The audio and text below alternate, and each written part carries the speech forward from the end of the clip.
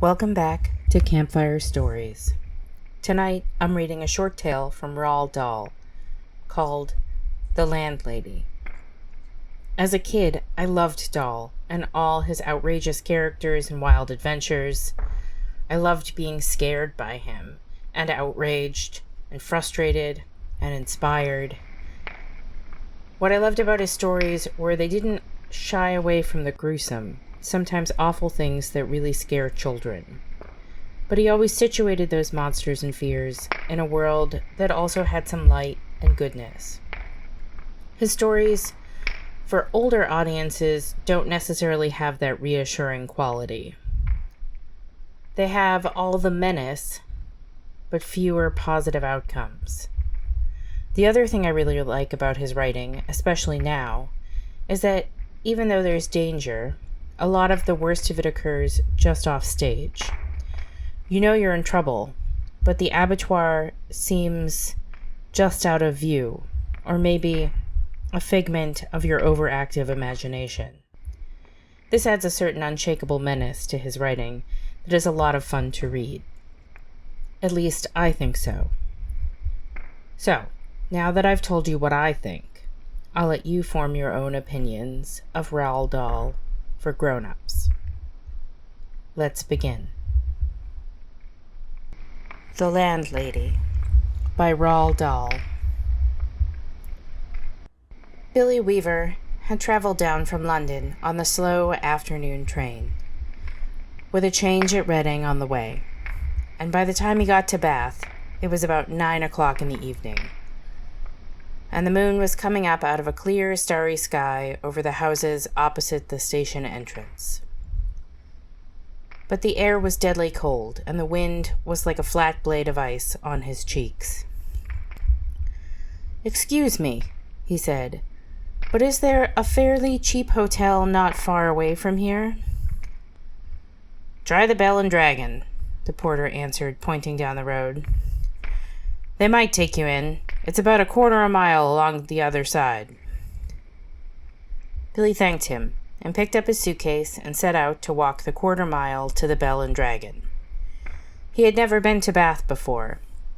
He didn't know anyone who lived there, but Mr. Greenslade at the head office in London had told him it was a splendid town.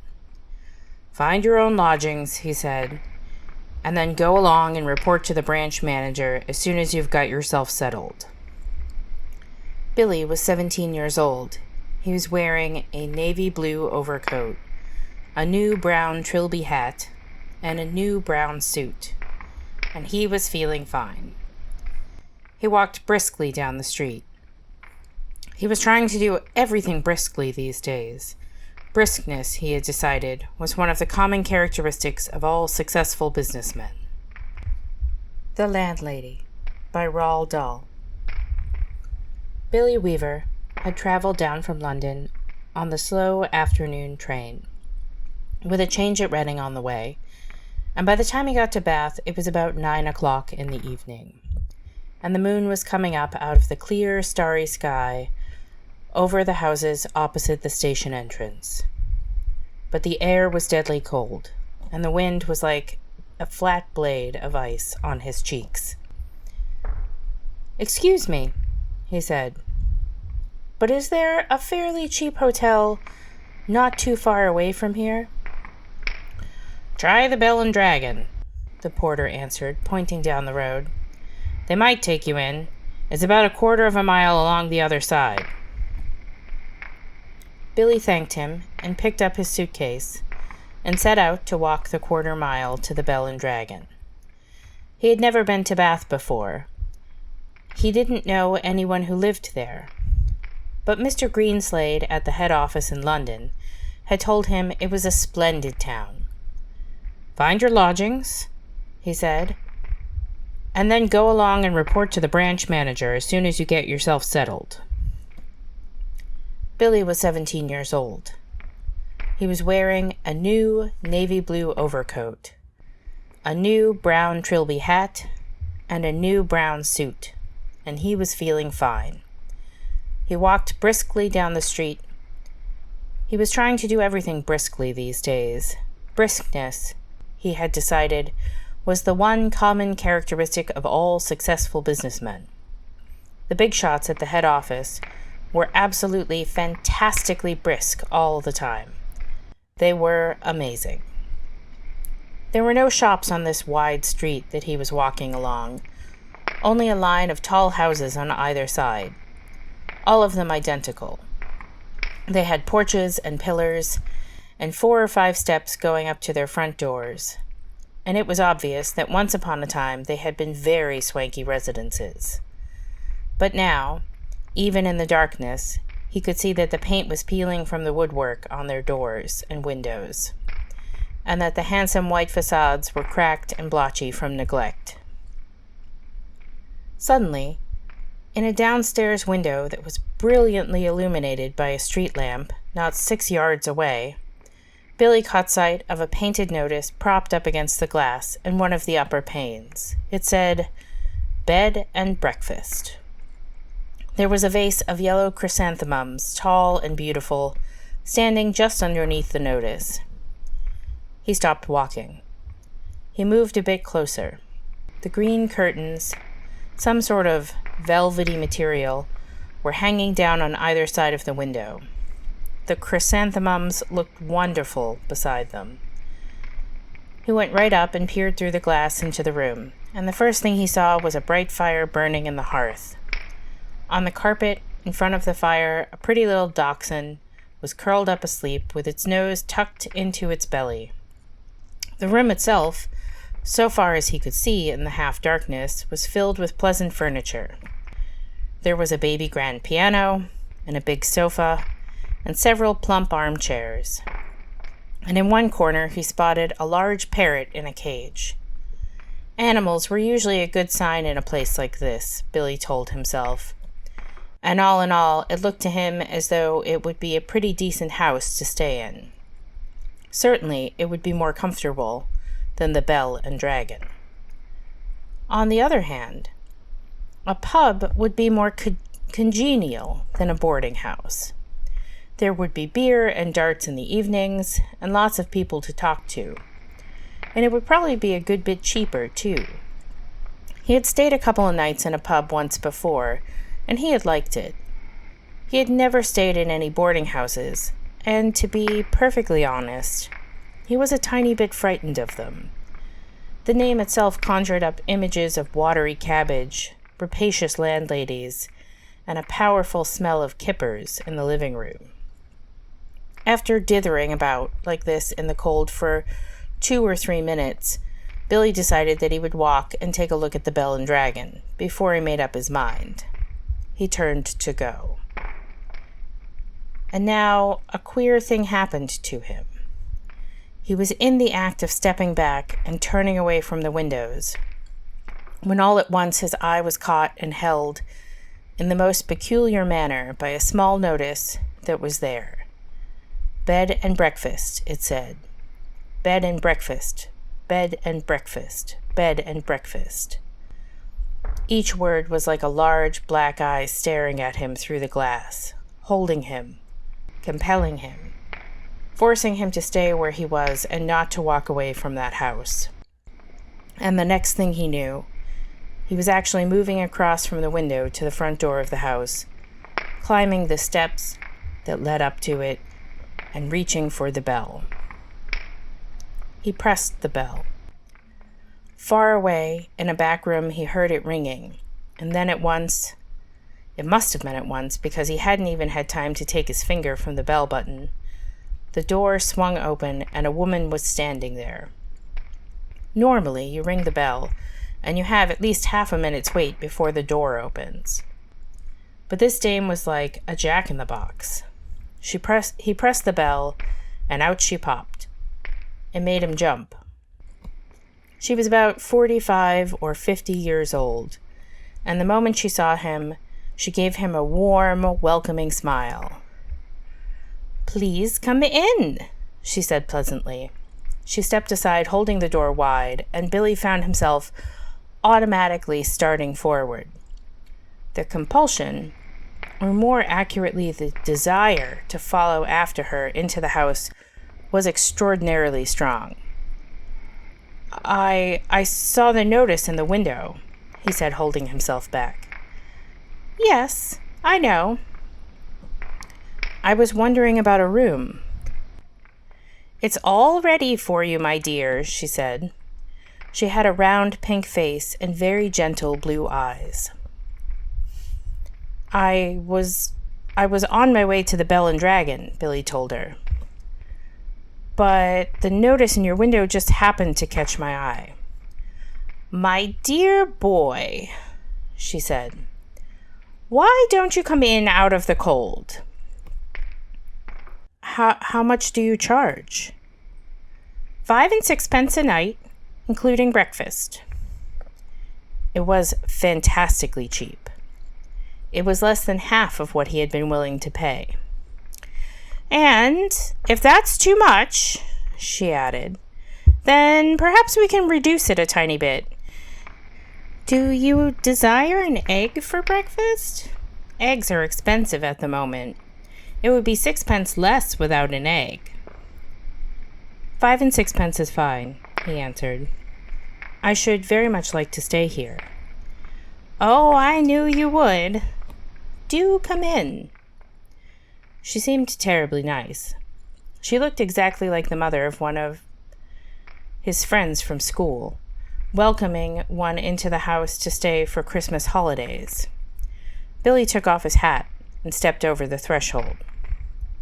Oh, just hang it there, she said, and let me help you with your coat. There were no other hats or coats in the hall. There were no umbrellas, no walking sticks, nothing.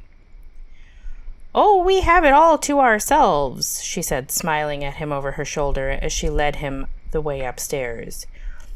You see, it isn't very often I get the pleasure of taking a visitor into my little nest. The old girl is slightly dotty, Billy told himself. But at 5 and 6 a night, who cares about that? I should have thought you'd be simply swamped with applicants, he said politely. Oh, I am, my dear, of course. Of course I am. But the trouble is that I'm inclined to be just a teeny-weeny bit choosy and particular, if you see what I mean. Ah, yes. But I'm always ready.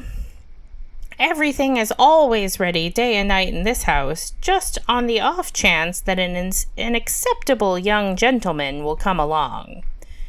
And it is such a pleasure, my dear, such a very great pleasure when, now and again, I open the door and I see someone standing there who's just exactly right.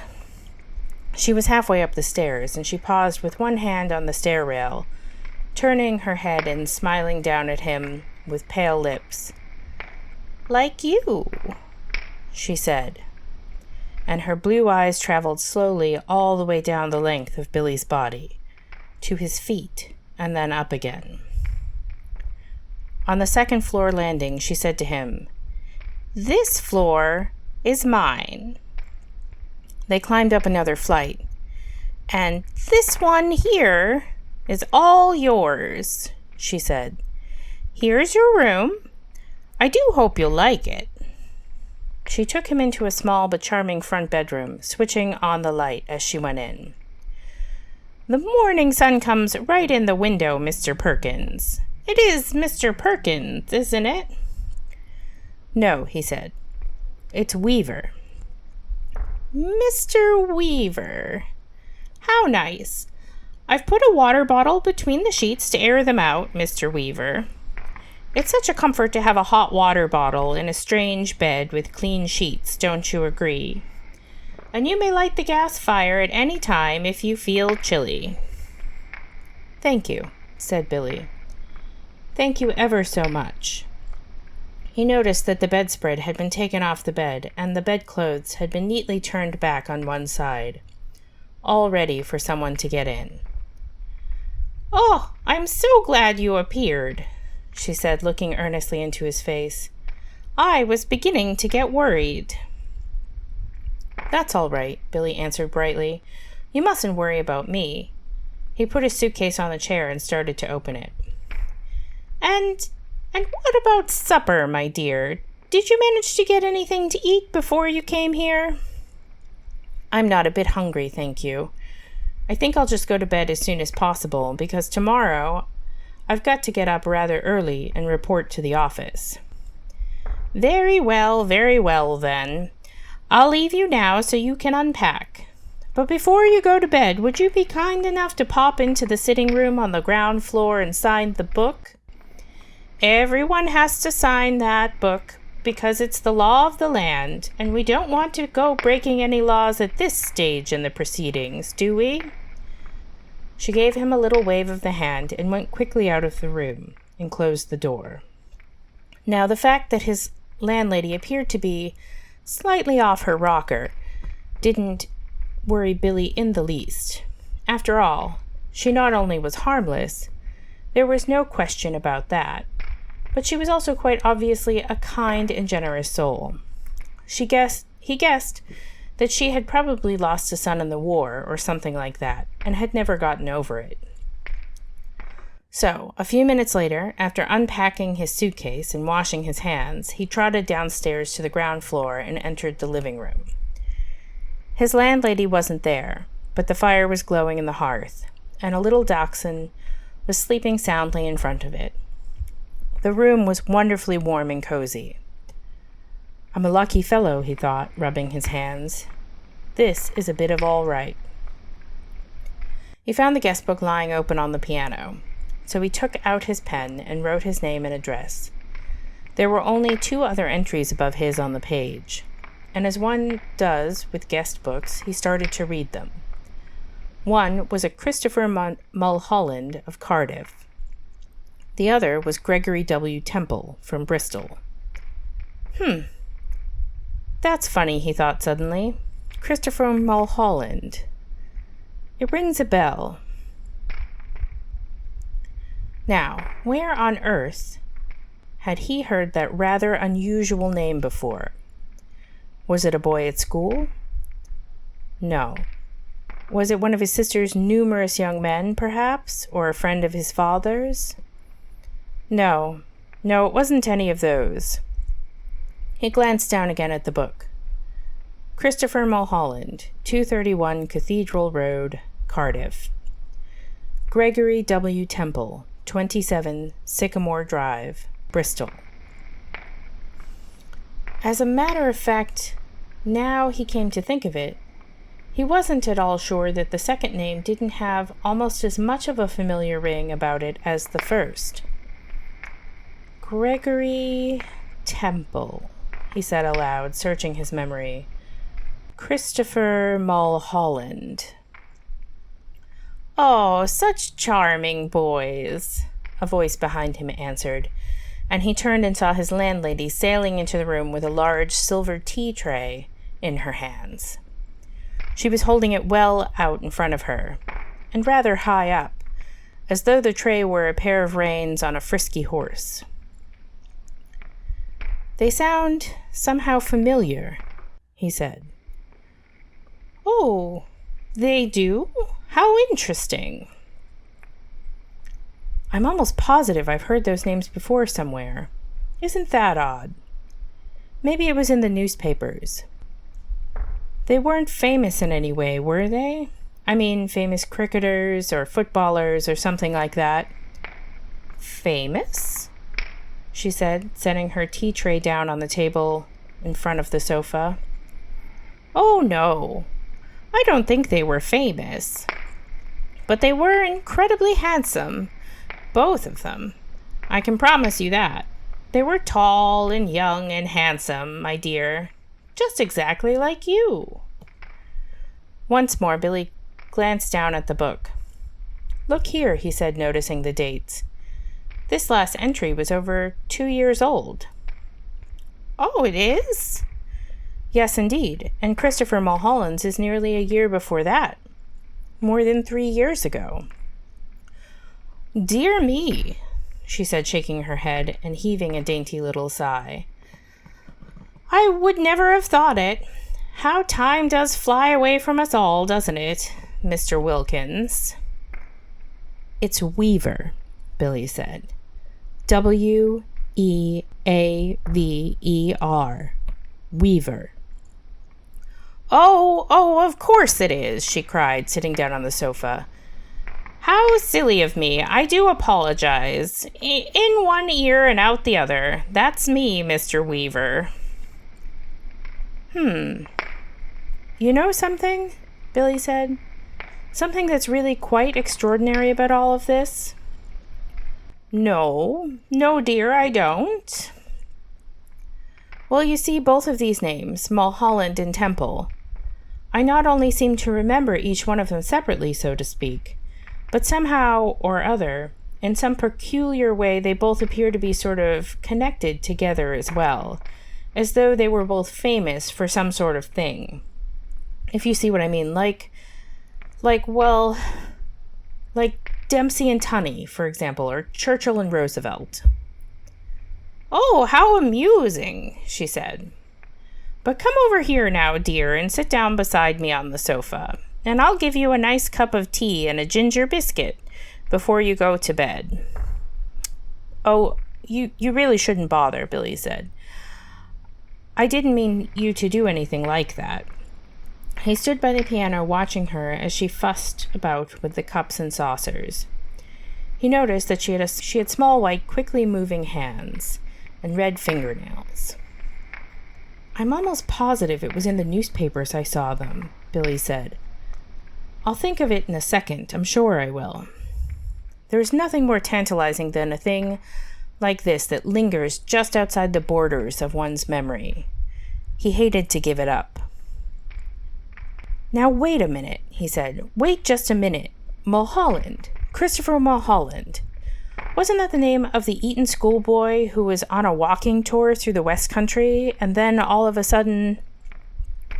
Milk? She said. And sugar? Yes, please. And then all of a sudden... Eton schoolboy. Oh, no, my dear, that can't possibly be right, because my Mr. Mulholland was certainly not an Eton schoolboy when he came to me. He was a Cambridge undergraduate. Come over here now and sit next to me and warm yourself in front of this lovely fire. Come on, your tea is all ready for you. She patted the empty place beside her on the sofa, and she sat there smiling at Billy and waiting for him to come over. He crossed the room slowly and sat down on the edge of the sofa. She placed his teacup on the table in front of him. There we are, she said. How nice and cozy this is, isn't it? Billy started sipping his tea. She did the same. For half a minute or so, neither of them spoke, but Billy knew that she was looking at him. Her body was half turned toward him, and he could feel her eyes resting on his face, watching him over the rim of her teacup. Now and again, he caught a whiff of a peculiar smell that seemed to emanate directly from her person.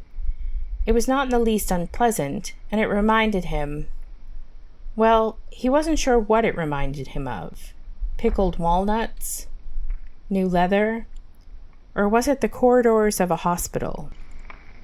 At length she said, Oh, Mr. Mulholland was a great one for his tea. Never in my life have I seen anyone drink as much tea as dear, sweet Mr. Mulholland. I suppose he left fairly recently, Billy said. He was still puzzling his head about the two names.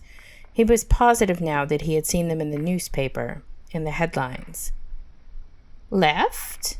She said, arching her brows. But my dear boy, he never left. He's still here. Mr. Temple is also here. They're on the 4th floor, both of them together. Billy set his cup down slowly on the table and stared at his landlady. She smiled back at him, and then she put out one of her white hands and patted comfortingly on the knee. And how old are you, my dear? She asked. 17.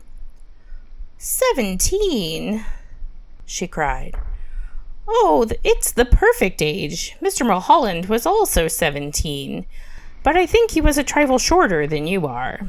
In fact, I'm sure he was. and his teeth weren't quite so white. You have the most beautiful teeth, Mr. Weaver. Did you know that? They're not as good as they look, Billy said. They've got simply masses of fillings in the back. Mr. Temple, of course, was a little older, she said, ignoring his remark. He was actually 28, and yet I never would have guessed it if he hadn't told me. Never in my whole life. There wasn't a blemish on his body. A what? Billy said. His skin was just like a baby's. There was a pause. Billy picked up his teacup and took another sip of his tea.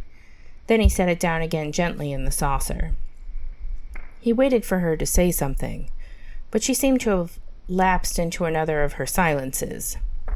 He sat there staring straight ahead of him into the far corner of the room, biting his lower lip. That parrot, he said at last. You know something? It had me completely fooled when I first saw it through the window. I would have sworn it was alive. Ah, alas, no longer. It's most terribly clever the way it's been done, he said. It doesn't look like it's the least bit dead. Who did it? Oh, I did. You did? Of course, she said. And have you met my little Basil as well? She nodded toward the dachshund, curled up so comfortably in front of the fire. Billy looked at it and suddenly realized that this animal had all the time been just as silent and motionless as the parrot. He put out a hand and touched it gently to the top of its back. The back was hard and cold, and when he pushed the hair to one side with his fingers, he could see the skin underneath, grayish, black and dry, and perfectly preserved. Good gracious me, he said. How absolutely fascinating. He turned away from the dog and stared with deep admiration at the little woman beside him on the sofa. It must be most awfully difficult to do a thing like that. Not in the least, she said. I stuff all my little pets myself when they pass away. Will you have another cup of tea? No, thank you, Billy said. The tea tasted faintly of bitter almonds, and he didn't care for it. You did sign the book, didn't you? Oh, yes. That's good, because later on, if I happen to forget what you were called, then I could always come down here and look it up. I still have to do that almost every day with Mr. Mulholland and Mr. Temple, Billy said.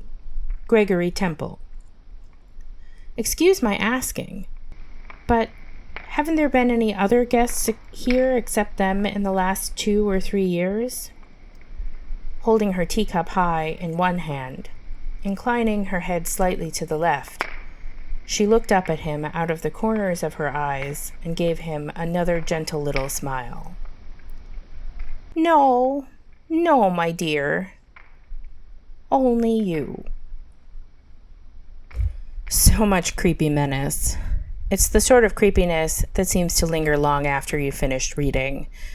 That little old lady is, terrifying, and will probably haunt me, at least through the end of the week. Anyhow, I hope you enjoyed it. And thanks for joining us tonight. And also thank you to the Malden Public Library for continuing to let Lily and me read you grown-up stories week after week. We're approaching summer reading again, and that may see a shift in either our schedule or content as we gear up for Tales and Tales. Stay tuned for updates and program announcements. We look forward to continuing to tell you stories around the fire. Have a very spooky evening. And thanks again for supporting public library programming.